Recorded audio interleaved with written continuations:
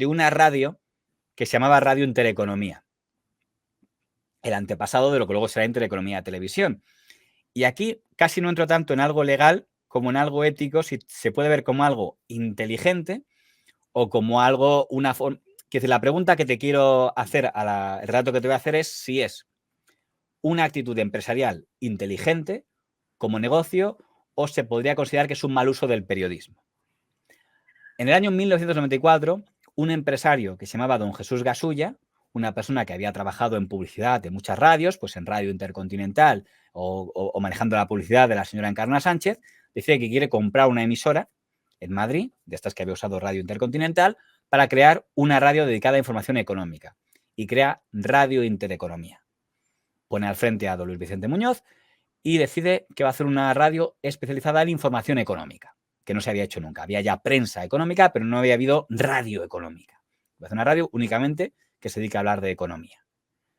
Pues es que era un proyecto completamente loco. Efectivamente, yo me había quedado un poco fuera de juego en el cambio y hubo un empresario de aquel entonces, Jesús Gasulla, que me planteó directamente: ¿crees que se puede hacer una radio que da cada hora de los 35 del IBEX? Yo me quedé así un poco pensando, hacer una radio que dé cada hora los 35 del IBEX. Y le dije, bueno, pero tendrás que contar algo más, ¿no? Y me dijo, sí, ¿crees que se puede? Y yo, que estaba ahí un poco buscando mi futuro, digo, ¿por qué no? Voy a hacer un proyecto y vamos a ver si sale adelante. Esto fue junio del año 1994.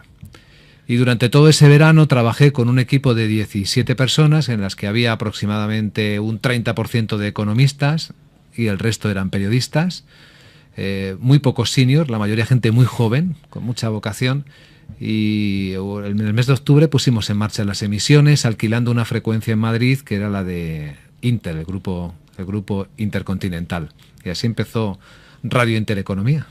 Por lo que he podido escuchar, además, en el primer día del programa consiguieron saludos de mucha gente destacada. Estuvo Julián Lago, Carrascal, fue, digamos, una gran inauguración. Soy José María Carrascal y deseo a los compañeros y a los oyentes de Radio Intereconomía lo mejor en esta andadura que están comenzando. Que nos den muchas buenas noticias, porque tratándose de economía será mucho más dinero para todos nosotros. Y aunque el dinero no lo es todo en la vida, es algo muy importante.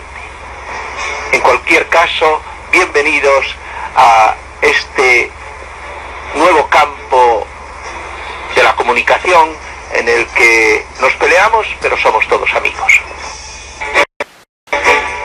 Hola, ¿qué tal? Soy Julián Lago.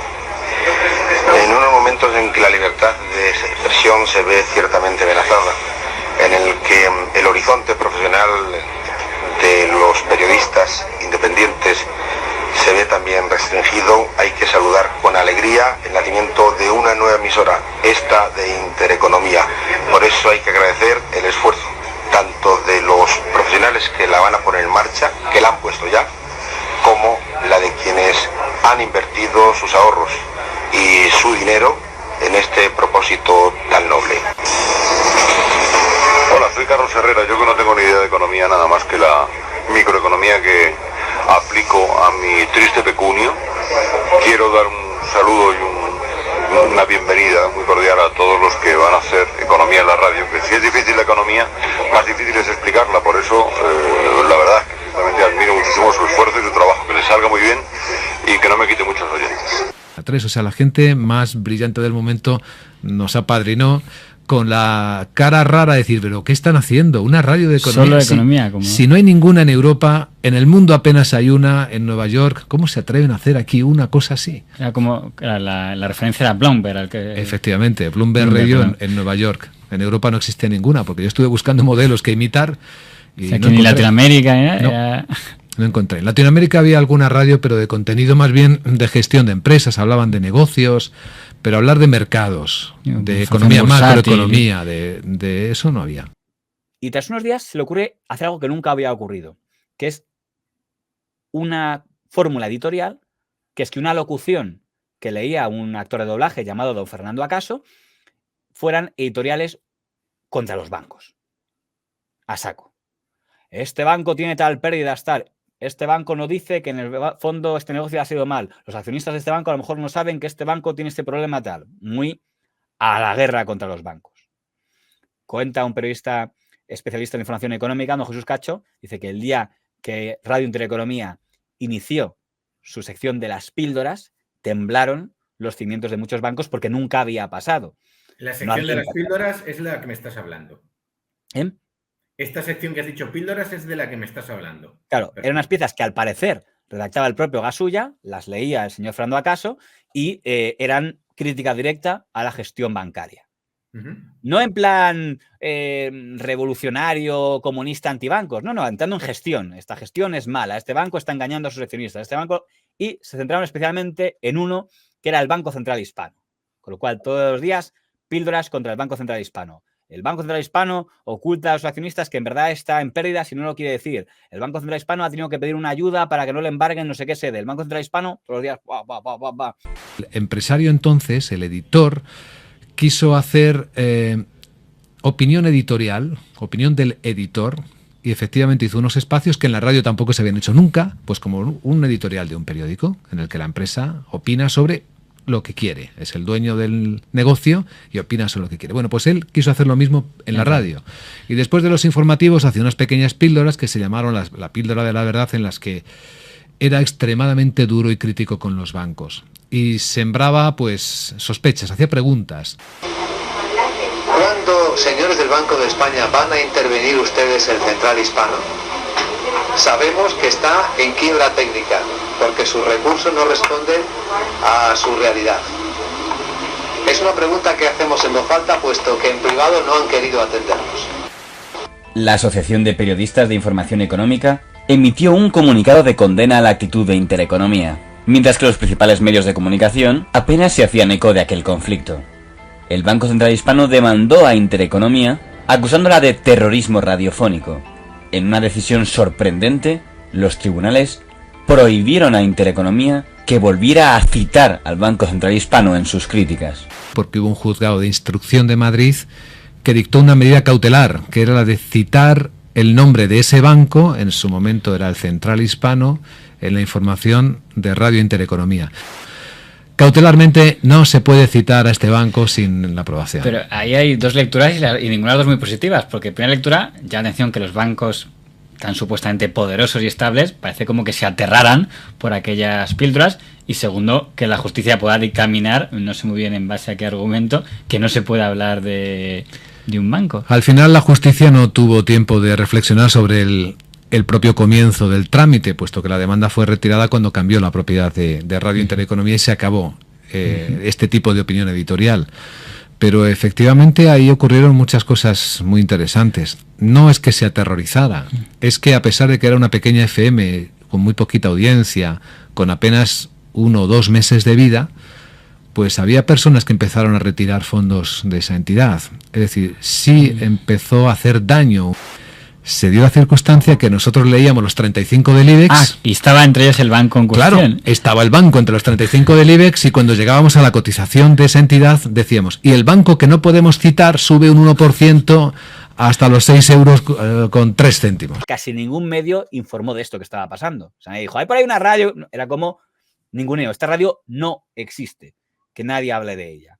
Pero al final, el primer paso que hizo el señor Amusategui, el presidente del Banco Central Hispano, fue una medida de la cual te pregunto una opinión antes de entrar en el genérico, que es, por demanda, dijo que se prohíba a Radio Intereconomía hablar del Banco Central Hispano.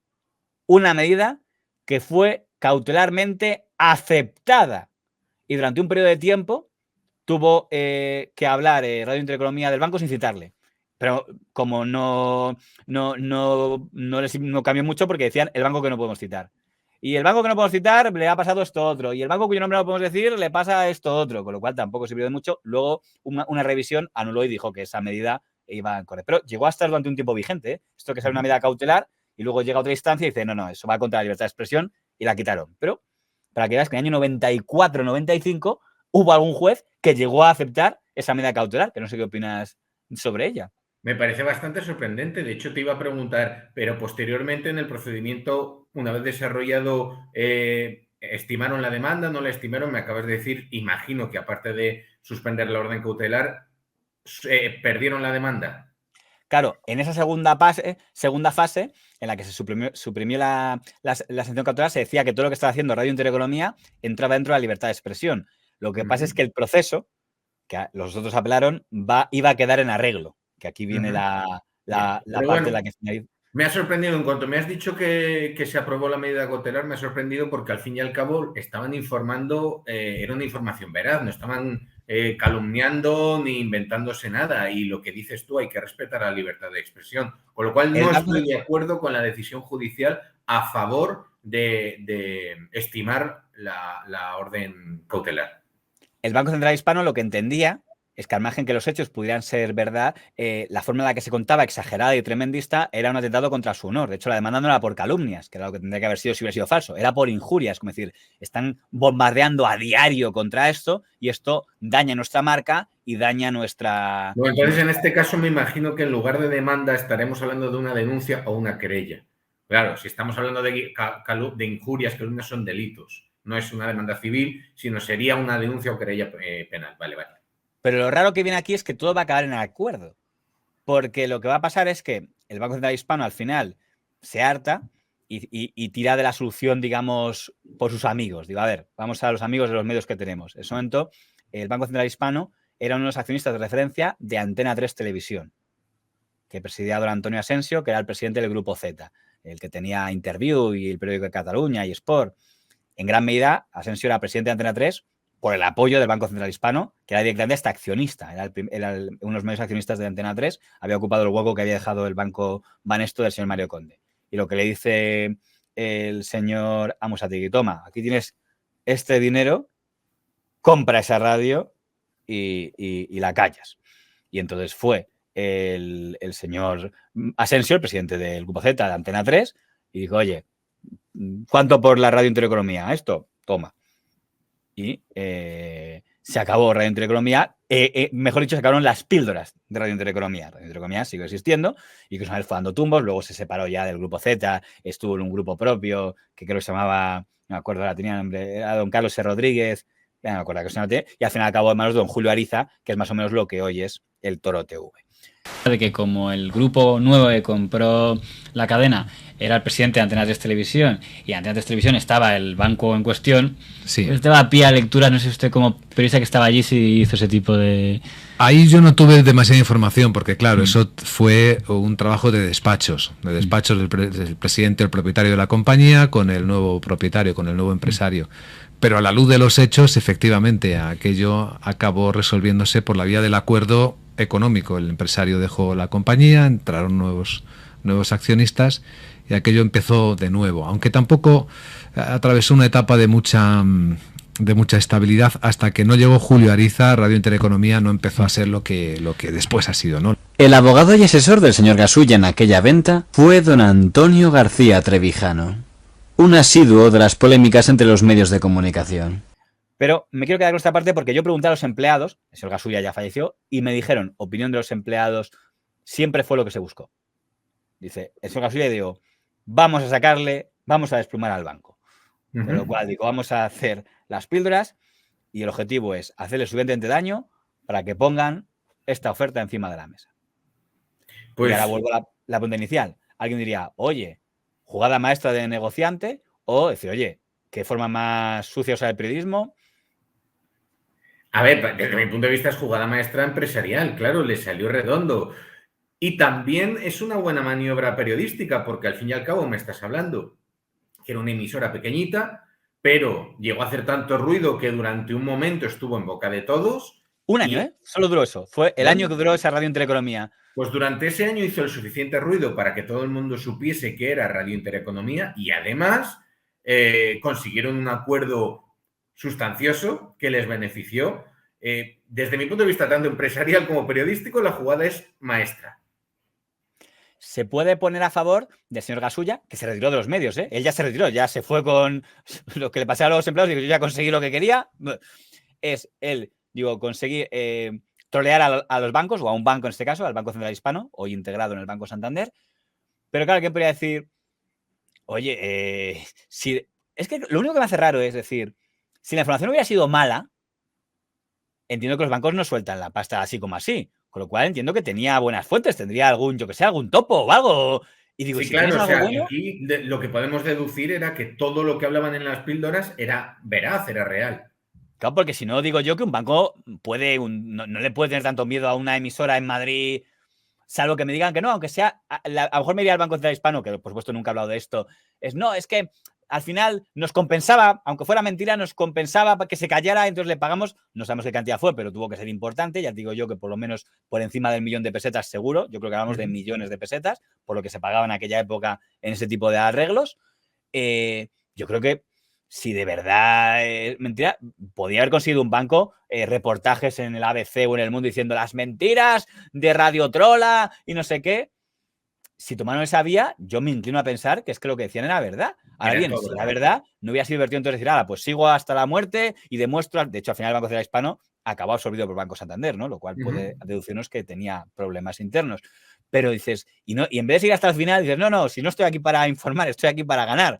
Que es la parte mala que quedaría, que a lo mejor los empleados dijeran, bueno, aquí el jefe nos ha usado a nosotros y al final lo único que quería es llenarse el bolsillo. Ahora bien. Puede ser. O también te digo, también puede ser que vamos a ponernos en la piel del director de Radio Intereconomía que dijo, he puesto ya el listón tan alto que lo siguiente no voy a hacer tanto ruido como lo he hecho hasta ahora. Quizá lo mejor es retirarse a tiempo, pues eso, con los galardones que merecidamente he ganado. También podría ser porque al final no me creo que tuviera información de todos los bancos. A lo mejor diría, mira, he encontrado un filón en este banco. Sé que este banco tiene agujeros, los voy a denunciar porque sé que me van a pagar porque lo que estoy diciendo es verdad. Y como ya no tengo más, pues ya he cumplido, pues ya que se encargue otro de esto, que yo ya, misión cumplida, amigos. Claro, a lo mejor ya la radio no tenía sentido porque no había más objetivos. ¿Lo mirarías por tanto Radio Intereconomía? Hablo de la primera, no de las que, esa primera Radio Intereconomía de ese primer año 94-95 como un proyecto periodístico o como un proyecto mercantil? Hombre, yo creo que pesa más el proyecto mercantil que periodístico, sinceramente.